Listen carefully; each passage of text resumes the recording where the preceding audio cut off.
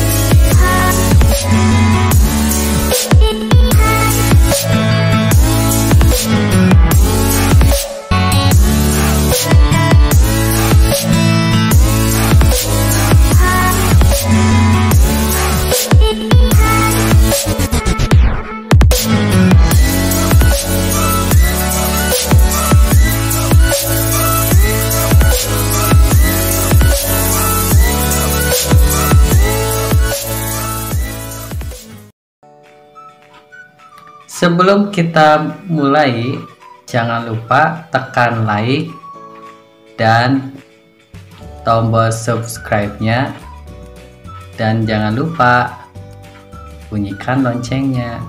Sebelumnya kita bahas dulu definisi tentang peran. Peran adalah suatu konsep tentang apa yang dapat dilakukan oleh individu dalam masyarakat sebagai organisasi. Peran juga dapat dikatakan sebagai perilaku individu yang penting bagi struktur sosial masyarakat. Jadi, setiap peran bertujuan agar antara individu yang melaksanakan peran tadi dengan orang-orang di sekitarnya yang tersangkut atau ada hubungannya dengan peran tersebut terdapat hubungan yang diatur oleh nilai-nilai sosial yang diterima dan ditaati oleh kedua belah pihak.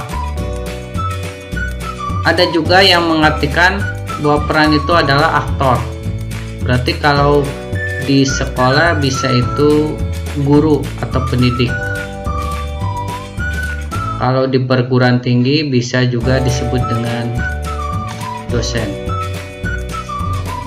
Selanjutnya kita akan lihat pengertian PAI. PAI atau Pendidikan Agama Islam adalah upaya sadar dan terencana dalam menyiapkan peserta didik untuk mengenal, memahami, menghayati, hingga mengimani ajaran agama Islam dalam hubungannya dengan kerukunan hingga terwujudnya kesatuan dan persatuan bangsa.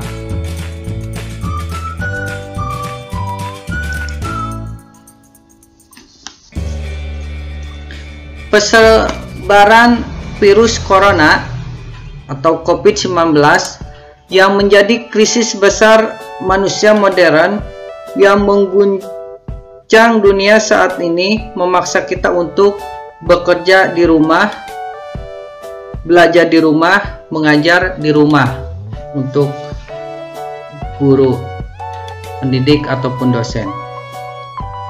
Berdampak pada ekonomi secara global, berdampak pula pada dunia pendidikan, tidak terkecuali pendidikan Islam di Indonesia. Pandemi COVID-19 memaksa kebijakan physical distancing atau menjaga jarak fisik untuk meminimalisir persebaran COVID-19. Jadi kebijakan ini diupayakan untuk memperlambat laju persebaran virus corona di tengah masyarakat. Terlebih pada saat ini, pada masa new normal, tetap harus menjaga protokol kesehatan.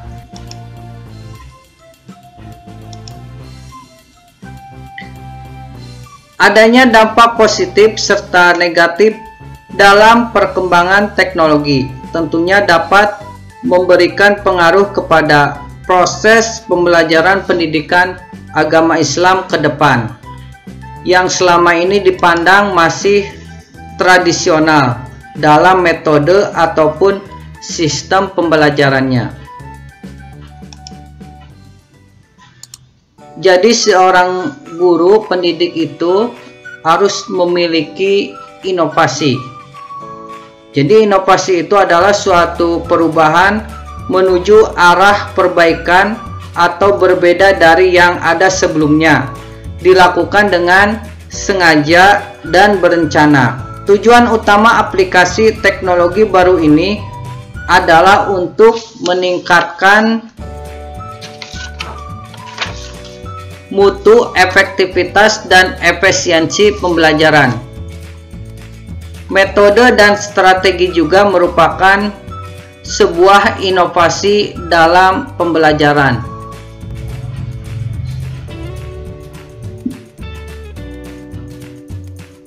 Mari kita simak beberapa definisi e-learning yang saya tampilkan.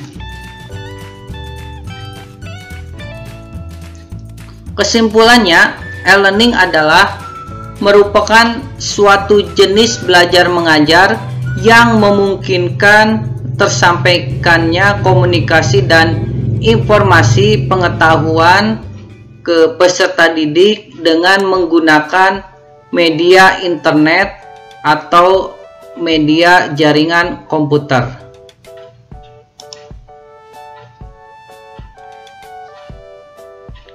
Silakan perhatikan ilustrasi yang saya tampilkan. Coba Anda fokus mana posisi peserta didik dengan pendidik.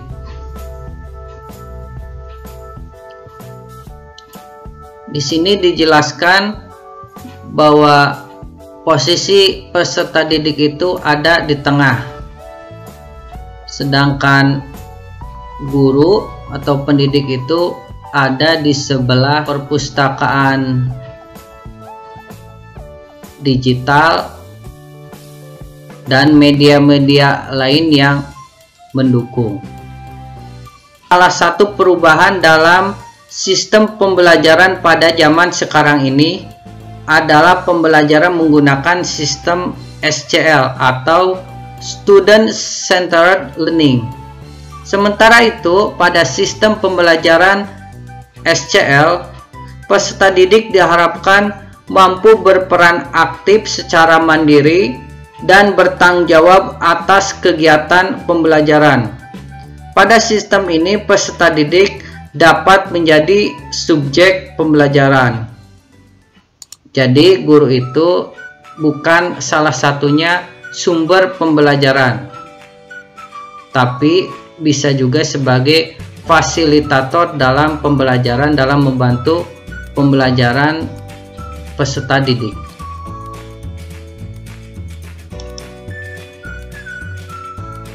Selanjutnya, kita akan bahas tentang karakteristik atau keunikan dari e-learning. Yang pertama, memanfaatkan jasa teknologi elektronik. Jadi di mana guru atau siswa dengan siswa atau guru dengan guru dapat berkomunikasi relatif mudah tanpa dibatasi oleh hal-hal yang terlalu formal. Memanfaatkan keunggulan komputer, juga disebut dengan digital content atau computer network, atau lebih dikenal dengan internet. Menggunakan bahan ajar bersifat mandiri, bisa disimpan di web sehingga dapat diakses oleh pendidik dan peserta didik kapan saja dan di mana saja bila yang bersangkutan memerlukannya. Memanfaatkan jadwal pembelajaran kurikulum hasil kemajuan belajar, dan hal-hal yang berkaitan dengan manajemen pendidikan dapat dilihat setiap saat di komputer.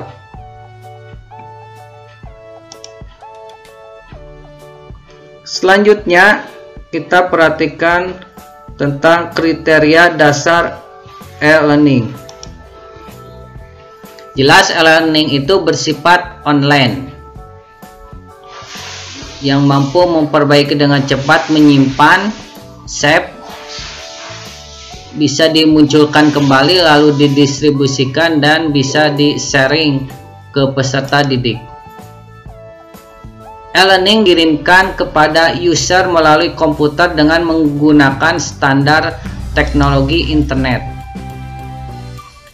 E-learning berfokus pada pandangan pembelajaran yang lebih luas, juga sebagai solusi pembelajaran yang mengungguli paradigma tradisional dalam pembelajaran.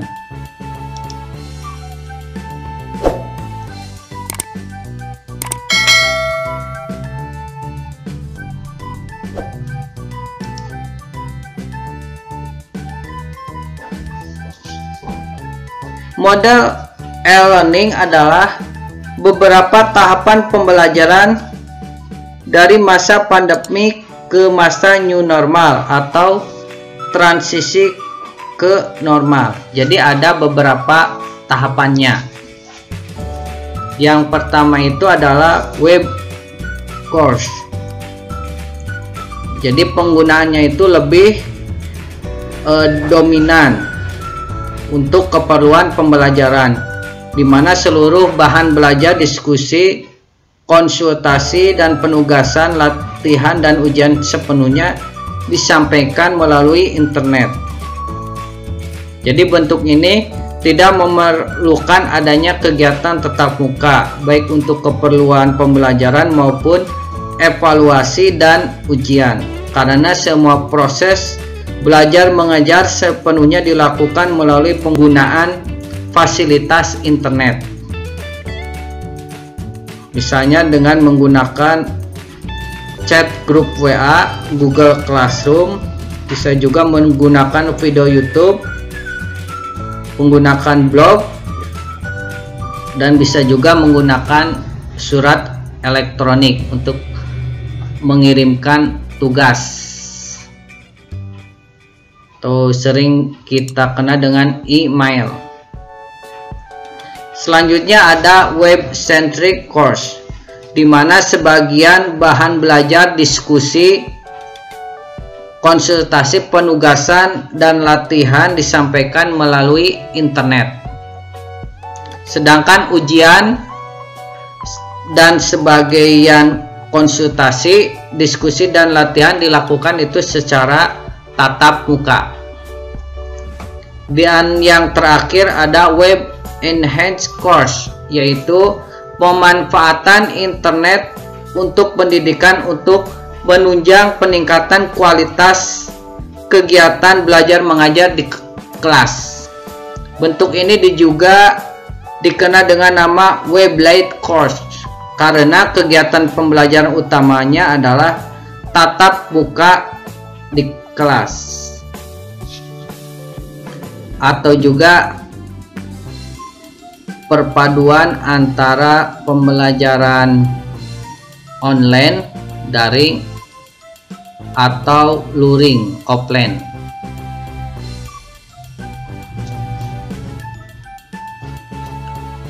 Silakan Anda perhatikan ilustrasi yang saya tampilkan tentang perubahan ruang pembelajaran.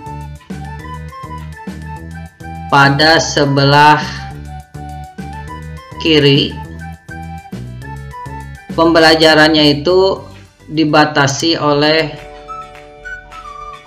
ruang kelas, bahkan juga waktu. Berbeda dengan pembelajaran e-learning yang berada di posisi sebelah kanan, yang menunjukkan bahwa pembelajaran itu tidak dibatasi oleh ruang kelas, bahkan juga waktu. bisa dimanapun, kapanpun pembelajaran itu bisa dilakukan.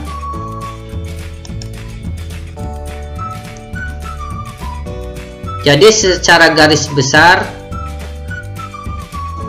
adanya redesign kurikulum dengan pendekatan pembelajaran daring itu ada 3. Yang pertama, dari segi peralatan yang dibutuhkan atau yang digunakan dalam proses pembelajaran daring dapat dibagi menjadi 2 kategori, yaitu perangkat lunak software dan perangkat keras hardware. Yang kedua, dengan metode, diperlukan suatu langkah strategis menghadirkan program pengenalan aneka ragam aplikasi pembelajaran interaktif yang tersedia di internet. Bahkan dalam pembelajaran pendidikan agama Islam bisa menggunakan aplikasi atau software yang bisa ditemukan dengan mudah di internet atau gadget, seperti software tentang atau aplikasi Al-Quran,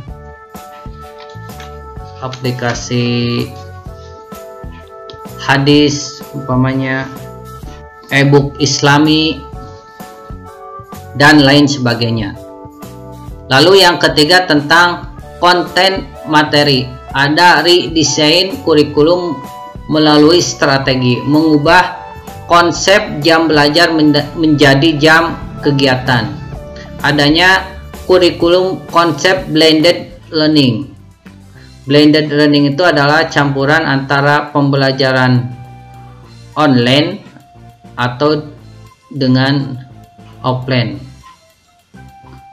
atau istilah sekarang ada pembelajaran daring di dalam jaringan dan luring di luar jaringan.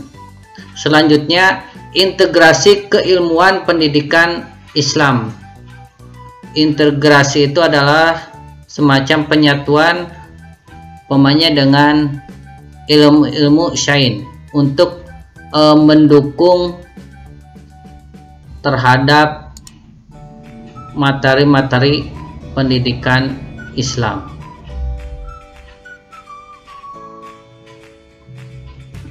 Strategi pendekatan pembelajaran daring ini sebagai wujud implementasi dan inovasi dari Merdeka Belajar dan Kampus Merdeka di lembaga pendidikan Islam yang otonom dan fleksibel, sehingga dapat mendorong terciptanya kultur belajar yang inovatif, partisipatif, tidak mengekang, sesuai dengan kebutuhan dan minat serta potensi peserta didik.